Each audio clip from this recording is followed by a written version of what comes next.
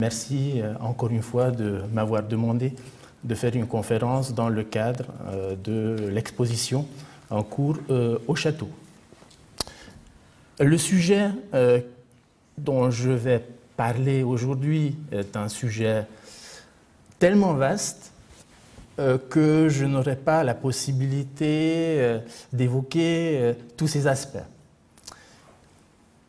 Et même si j'avais le temps, que je n'ai pas, pour les évoquer, ça sera assez compliqué. J'ai choisi de vous présenter un certain nombre de documents et de cartes fabriquées après pour souligner quelques-uns de ces aspects, de ces nombreux aspects de la question le Béarn dans l'Europe du XVIe siècle. Je parlerai de deux... Alors, ma présentation va s'articuler en deux temps. Dans un premier temps, je parlerai de la manière d'appeler ce pays, de la manière dont on a parlé de ce pays et de son maître, de ses maîtres, seigneurie souveraine ou principauté. Donc, ça va être le premier temps fort de ma communication. Et dans un deuxième temps, je vais vous parler des connexions internationales et européennes du Béarn au XVIe siècle. Comme Monsieur le Président vous a expliqué, cette conférence et les éléments qui seront présentés proviennent de l'exposition, pour la plupart. Vous avez ici l'affiche un peu déformée, je me demande pourquoi, mais j'espère que le reste ne sera pas, encore que j'ai des craintes, maintenant que je vois cette déformation, légère déformation des dimensions des images. Donc, vous avez à gauche l'affiche de l'exposition et à droite la couverture du catalogue d'exposition que je vous invite à découvrir pour aller plus loin. Alors, on va passer à la diapo suivante, une carte avec des images. Sur l'écran, il n'y a aucun problème, mais on va voir ce qu'on va voir. Bon, un peu déformé, mais encore lisible, je pense. Oui, assez déformé, mais quand même, bon, on reconnaît les éléments essentiels. Vous avez un carré jaune et rouge qui encadre toutes les possessions dont Henri II d'Albret et surtout sa fille Jeanne d'Albret héritent. Donc il y a à la fois les deux pays souverains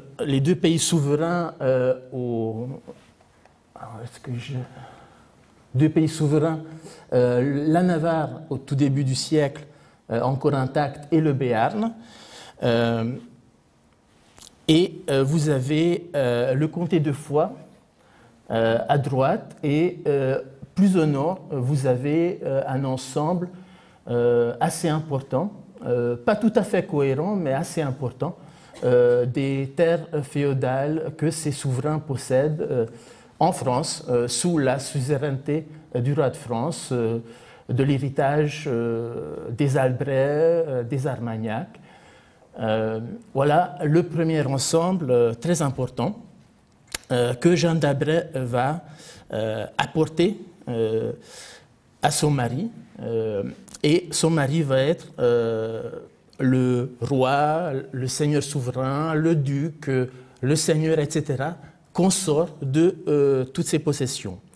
Et le mari en question est Antoine de Bourbon, qui apporte un autre ensemble moins impressionnant,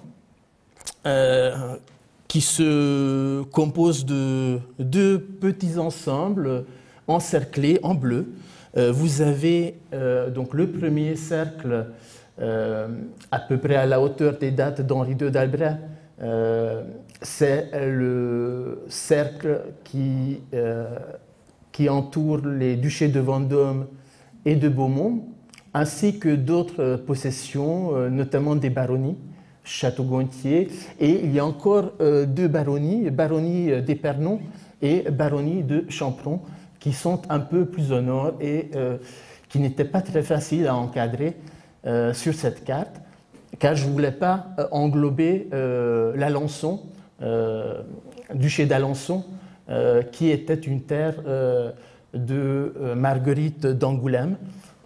Et les terres, donc vous avez Berry et Alençon, ce sont des terres qu'on trouve dans la titulature parfois d'Henri II aussi, et où Henri II d'Albret duc consort, mais ces terres ne seront pas ajoutées à l'héritage d'Henri, roi de Navarre, plus tard Henri IV de France.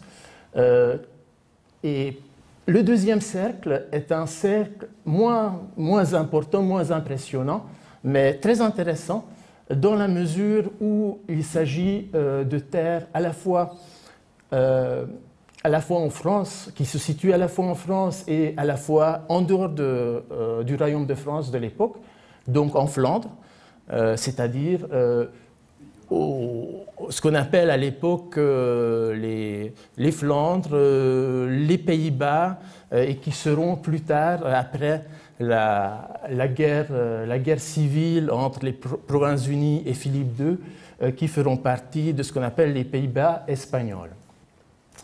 Donc voici ces deux ensembles et leur fils, donc le fils de Jeanne d'Albret et d'Henri II et d'Antoine de Bourbon va hériter de toutes ces terres et va conserver bien sûr la revendication des droits qu'ils n'ont plus, enfin pour les terres qu'ils n'ont plus, mais il va toujours revendiquer toutes les possessions perdues de l'autre côté des Pyrénées.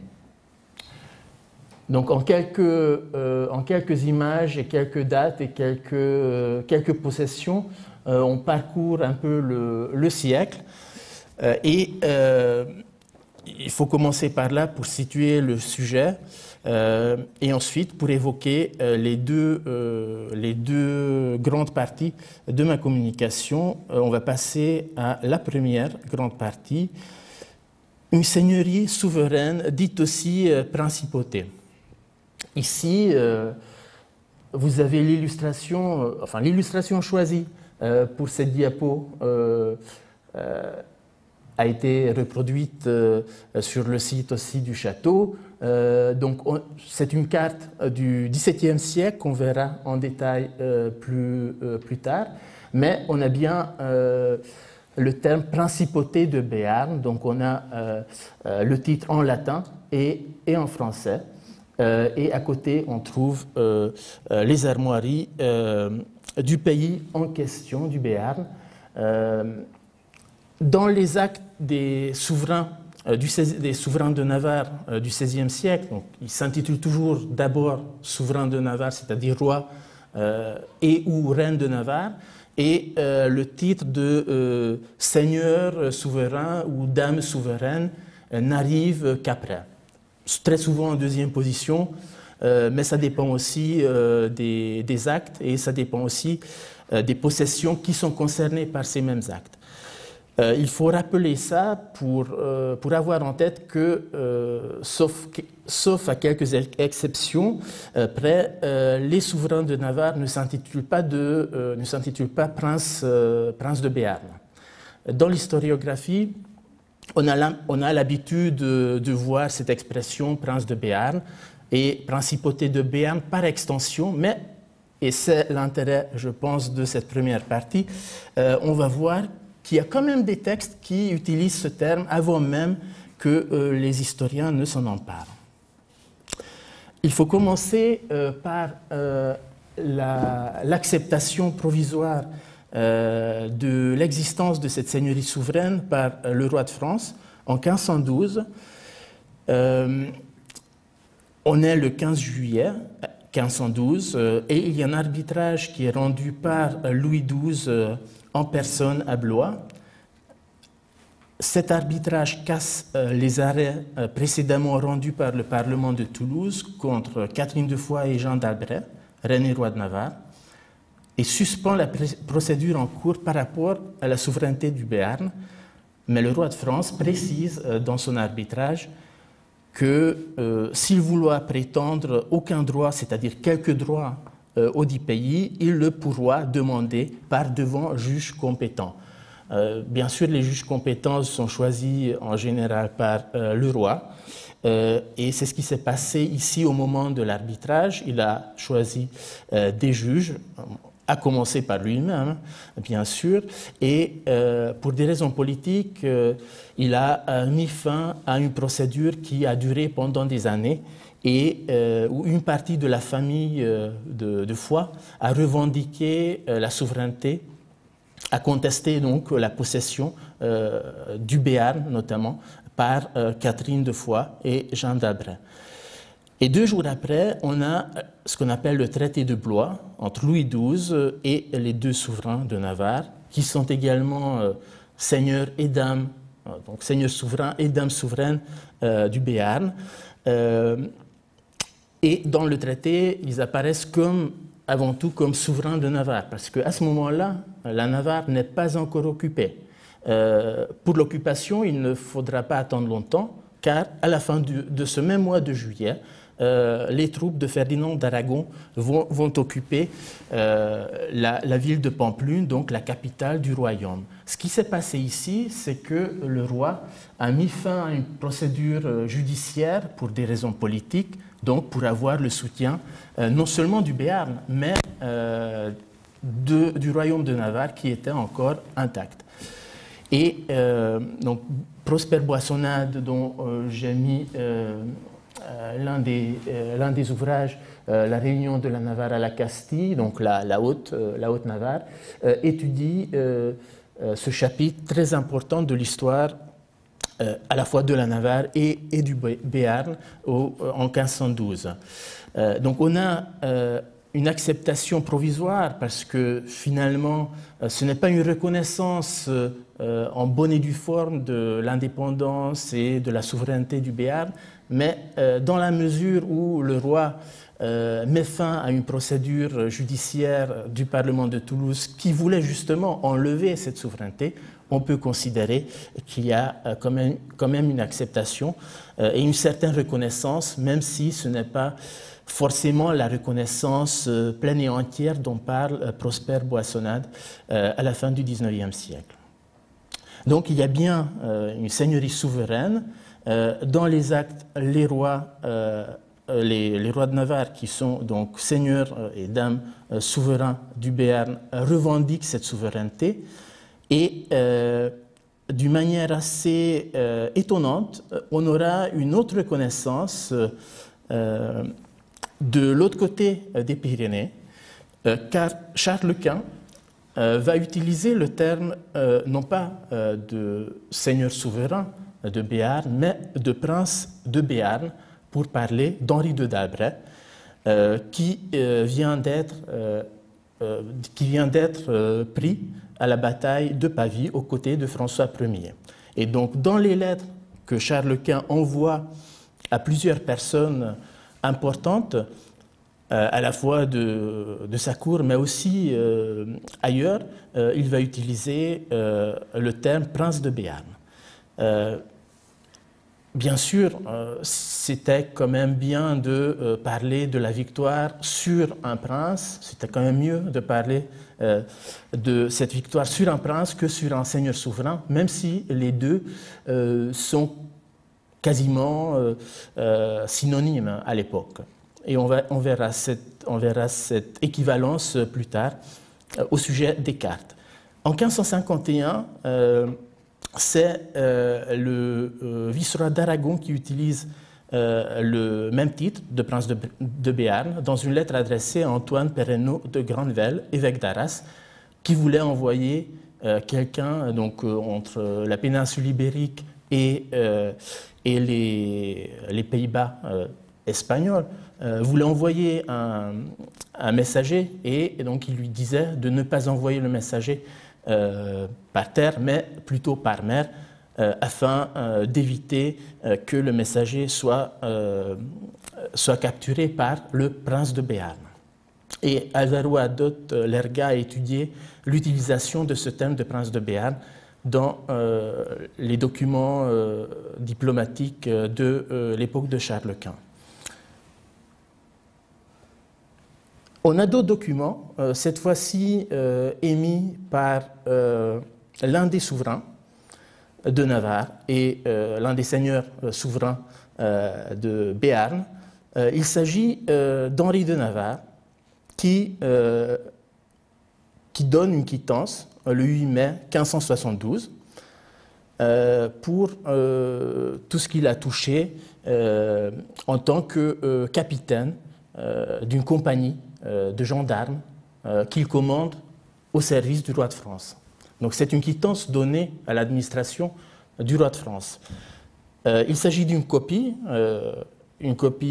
bien tardive, mais on a également d'autres quittances pour lesquelles on a des originaux. Et quand on voit dans la titulature hein, Henri Prince de Navarre et de Béarn, bon, mal écrit, hein, mais quand même, Prince de Navarre et de Béarn, à l'époque il n'est pas encore roi de Navarre, on a les deux principautés comme s'il était héritier, et il l'était, hein, de deux terres, de deux pays souverains, et on a ici un glissement, donc on n'utilise pas dans la quittance la seigneurie, le terme de seigneurie souveraine, mais de principauté. Et c'est assez curieux parce que dans tout le corpus étudié dans le cadre du projet Acro-Navarre, donc un peu plus de 6000 actes, dont un tiers concerne l'époque d'Henri de Navarre, il y a deux documents qui portent ce titre de prince de Béarn, seulement deux. Donc c'est le premier. Bon, on peut avoir un certain doute, hein, vu qu'il s'agit d'une copie, mais heureusement, le deuxième document, la deuxième quittance, il s'agit toujours de quittance, bon, toujours, hein, il n'y a que deux. Hein. La deuxième quittance est une quittance originale qui a été scellée. On voit encore la trace. On a la signature du roi et on a aussi la trace de la signature de son secrétaire, Audet de Mazelière. Et au début de la quittance, il dit « Nous, Henri de Navarre et prince de Béarn ». Donc c'est assez rare pour être souligné. Et dans ce deuxième cas, il s'agit d'une quittance donnée à l'administration du roi de France. Et ici, on est en 1576, donc après son accession au trône de Navarre, et bien sûr au titre de seigneur souverain de Béarn. Mais on a cette utilisation de prince de Béarn très rare, qui pose un certain nombre de questions. Pourquoi nous n'avons pas d'autres occurrences de ce terme dans les autres actes? Pour l'instant, on n'a pas trop d'éléments pour l'expliquer, mais la présence dans ces quittances-là, adressées à l'administration du roi de France, indique quand même une double insistance sur la souveraineté de ce prince, à la fois roi et prince, ça fait toujours mieux que seigneur, surtout dans la hiérarchie aristocratique de l'époque. Et quand on passe au XVIIe siècle, on a une reconnaissance de cette principauté aussi par la carte, surtout quand on compare cette carte à d'autres cartes. Donc à gauche, on a la carte déjà citée de Willem Jans Blaeu. Ma prononciation néerlandaise n'est pas la meilleure. Qui était un cartographe très connu à Amsterdam, installé à Amsterdam, qui a produit beaucoup de cartes dans ces années-là, dans les années 1620-1630. Et j'ai cherché dans sa production des cartes qui parlent de souveraineté, de terres souveraines ou de principautés. En France ou plutôt dans le périmètre français de l'époque. Même si les principautés qui sont mentionnées ici, à cause de leur statut de terre souveraine et de principauté, ne sont pas proprement, ne sont pas situées en France, mais c'est le périmètre que j'appelle français. En 1627, on a une carte qui s'intitule la Principauté d'Orange et Comtat de Venessin. Donc on a Principauté d'Orange, qui est conforme à ce qu'on trouve ailleurs. Hein. Donc il n'y a pas d'autres variantes. C'est une principauté bien sûr souveraine, mais on n'a que la mention de principauté. Ensuite, on a la deuxième carte, 1631, qui s'intitule « Les souverainetés de Sedan et de Raucourt » et la prévôté de Donchéry. Mais c'est surtout la première partie du titre qui m'intéresse.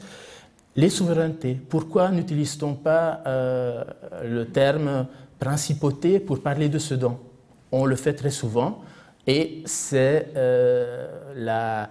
l'appellation habituelle de ce territoire souverain. On n'utilise pas, et on a un deuxième cas, la souveraineté de Dombes, sur une carte de 1635, on utilise aussi souveraineté, et non pas de principauté. Donc là aussi, on voit qu'il y a une certaine équivalence, parce qu'on utilise une appellation plutôt qu'une autre, mais quand on connaît que le Béarn n'avait pas le statut de principauté à l'intérieur de la hiérarchie des terres aristocratiques, quand même c'est une certaine reconnaissance, une consécration que d'avoir cette mention de principauté. La date n'est pas anodine non plus, on est en 1631, on est après l'union du Béarn à la France, 1620, donc ce territoire qui avait cette souveraineté en garde quand même quelque chose et est considéré comme finalement comme une possession à part à l'intérieur de toutes les possessions du roi de France, même par des cartographes étrangers. Quelques connexions européennes d'un État médian, la deuxième partie de ma communication. Tout d'abord, l'alliance avec la France contre l'Espagne. En 1523. En 1521, il y avait une tentative de reconquête de Pampelune, donc de la Haute-Navarre.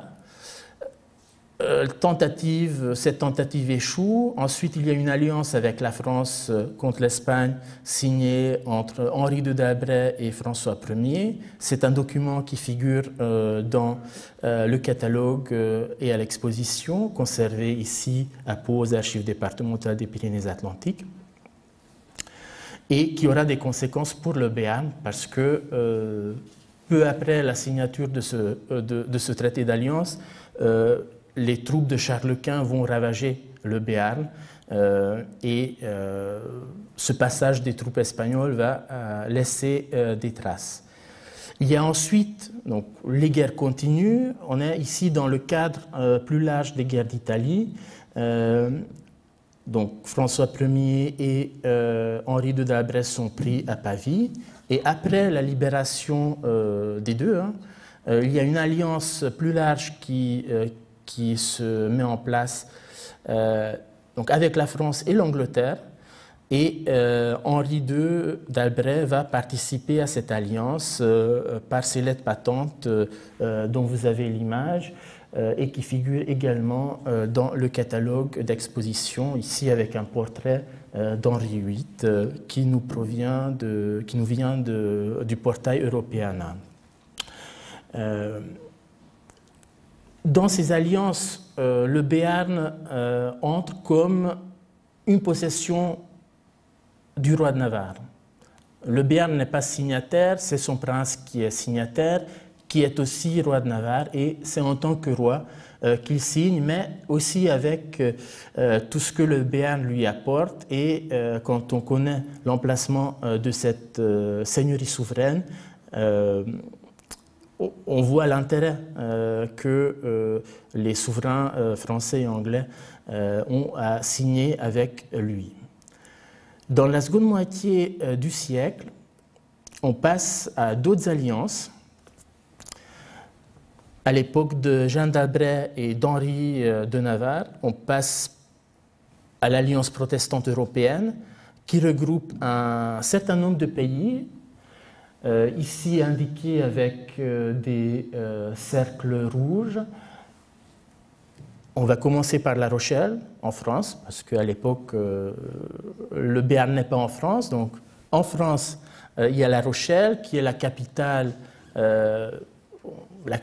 du protestantisme français, lieu de refuge de Jeanne d'Albret pendant la Troisième Guerre de religion entre 1568 et 70. Donc il y a La Rochelle, il y a l'Angleterre, les liens maritimes sont très importants, il y a les Provinces-Unies qui deviennent indépendantes à partir qui proclament leur indépendance à partir en 1581 et qui vont lutter longtemps pour posséder cette indépendance. Il y a les princes aussi, les princes protestants du Saint-Empire, dont le plus connu est Jean Casimir, comte palatin du Rhin.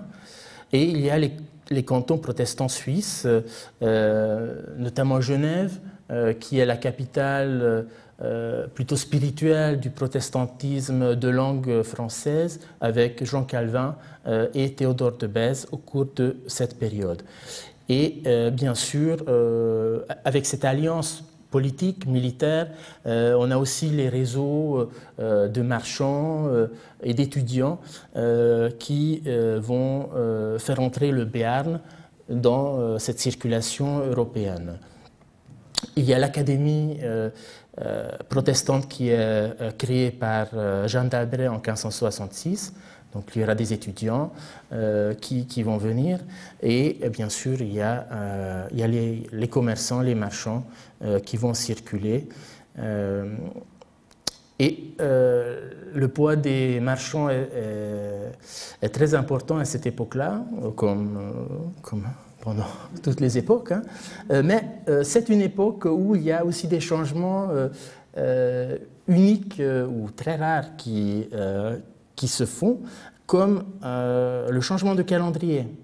En 1582, il y a le pape Grégoire XIII qui, dans sa bulle Inter Gravissimas du 24 février 1582, va réformer le calendrier julien et supprimer 10 jours en octobre. Et les grands pays catholiques, les pays catholiques plus globalement, adoptent assez rapidement cette réforme du calendrier, car cette réforme vient du pape. Donc il va de soi, en tout cas il est très logique de la mettre en œuvre dans les pays catholiques. Que se passe-t-il dans les pays protestants? Bien sûr, c'est une époque de confrontation entre catholiques, armée catholique et armée protestante, entre alliance catholique et alliance protestante, et le pape se trouve bien sûr dans l'alliance catholique, qui va soutenir la Ligue pendant les guerres de religion en France. Et curieusement, le Béarn, peu après cette réforme, va effectuer cette réforme aussi. Il s'agit du premier pays protestant et l'importance des marchands se voit à cette occasion parce que pour eux, c'est très important de pouvoir dater les lettres et de finalement circuler à peu près dans la même zone temporelle que les autres, les voisins, les Français et les Espagnols avec qui ils ont quand même beaucoup de contacts. Et ici, on a une copie de l'édit sur le retranchement de 10 jours d'une année. Donné par Henri de Navarre à Nérac le 20 décembre, enregistré et publié le 29 décembre 1582 en Béarn. Et donc la réforme va être mise en œuvre en Béarn en 1583, peu après les pays catholiques. Et il y a un article de Philippe Schaerer à ce sujet qui donne beaucoup de détails sur la réalisation de ce changement.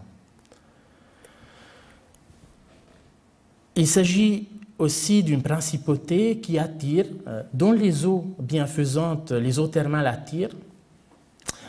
J'ai choisi l'exemple des eaux chaudes, dont j'ai déjà parlé ailleurs et je pense que je vais en reparler à d'autres occasions, parce qu'il y a toujours des choses à trouver. Ici, donc on a la carte, on a un portrait en pied de Jean d'Albret qui figure à l'exposition et dans le catalogue. J'ai cité un mandement de Jean d'Albret donné aux eaux chaudes, donc elle est sur place pour la saison de septembre. Le document est daté du 13 septembre 1562 et c'est un document qui interdit, pour faire court, la sortie des sujets béarnais du Béarn et surtout il interdit l'arrivée d'étrangers et surtout d'étrangers armés. Il faut les refouler à la frontière s'il y en a. Cette décision s'explique par les tensions accrues au Royaume de France et par le début des guerres, de ce qu'on appelle les guerres de religion, en 1562. Et curieusement, plus ou moins curieusement, il y a une dame de haute extraction, Vittoria Colonna, qui est l'épouse du vice-roi de Catalogne et qui séjourne aux eaux chaudes à ce moment-là. On le sait parce que son mari, qui reçoit des lettres de la part de son épouse, envoie également des lettres à des parents et à des personnages importants qui sont les Médicis, Comte Ier et François Ier de Médicis à Florence. Et donc, il raconte le déplacement de son épouse d'une ville à l'autre et de ce qu'il apprend de la cure thermale de son épouse en Béarn et notamment aux eaux chaudes. Donc, c'est assez étonnant qu'on refoule des étrangers peu avant ou peu après l'arrivée de Vittoria Colonna. En tout cas, là, ce n'est pas n'importe qui arrive. Au-delà de sa cure thermale, il y a aussi des relations diplomatiques qui ne sont pas documentées ou qui sont peut-être documentées, mais il faut aller chercher. Et il y a encore des déplacements à faire en Espagne pour trouver cette documentation-là. La date n'est pas anodine ici non plus, car en 1562, il y a des négociations assez importantes entre Jean d'Albret, donc entre le couple navarrais, béarnais, hein, Jean d'Albret et Antoine de Bourbon d'un côté et Philippe II de l'autre côté. Et le sujet de ces négociations est la compensation de la Haute-Navarre, parce que Philippe II voudrait se débarrasser de cette affaire, voudrait conserver la Haute-Navarre et peut-être avoir la Basse-Navarre aussi, et en échange, il propose un certain nombre de territoires à Antoine de Bourbon. Les négociations ne vont pas aboutir, nous, par contre, on va arriver à la fin de cette présentation. Donc, quelques conclusions pour terminer. Il s'agit au XVIe siècle d'une vicomté indépendante, indépendance de fait. Le Béarn se métamorphose en seigneurie souveraine après 1484 et certains de ses maîtres, Henri II d'Albret et Henri III de Bourbon, Henri de Navarre, sont qualifiés de princes par les Habsbourg d'Espagne. Un détail intéressant, il y a un document dans lequel Henri de Navarre, encore prince de Navarre, est qualifié de prince de Béarn alors que ses parents sont encore vivants. Donc il y a aussi un jeu assez subtil de la part des Habsbourg pour miner la légitimité de ce couple souverain formé par Jean d'Albret et Antoine de Bourbon. Et Henri de Navarre lui-même utilise ce titre comme on l'a vu.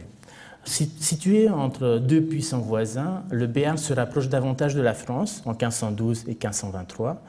Dans le cadre de la politique européenne des souverains de Navarre, les conséquences de celle-ci feront du Béarn le centre de gravité de l'État médian, des fois Albret-Bourbon, au XVIe siècle. L'alliance anglaise du temps d'Henri de d'Albret est reprise sous les règnes de Jean d'Albret et d'Henri de Navarre pendant les guerres de religion. Le Béarn a ainsi accès aux réseaux et ressources de l'Europe protestante. Pragmatique, Henri de Navarre entretient des contacts aussi en Espagne au début des années 1580 et le Béarn est le premier pays protestant à appliquer le calendrier grégorien.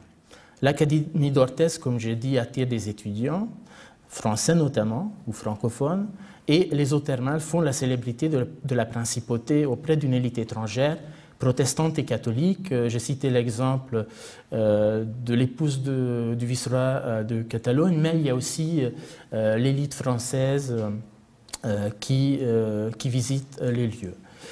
Et il faut rappeler également que les marchands béarnais s'impliquent dans les relations commerciales européennes avec l'Espagne, avec la France, avec l'Angleterre, les Provinces-Unies, Pays-Bas espagnols, etc., jusqu'au Maroc.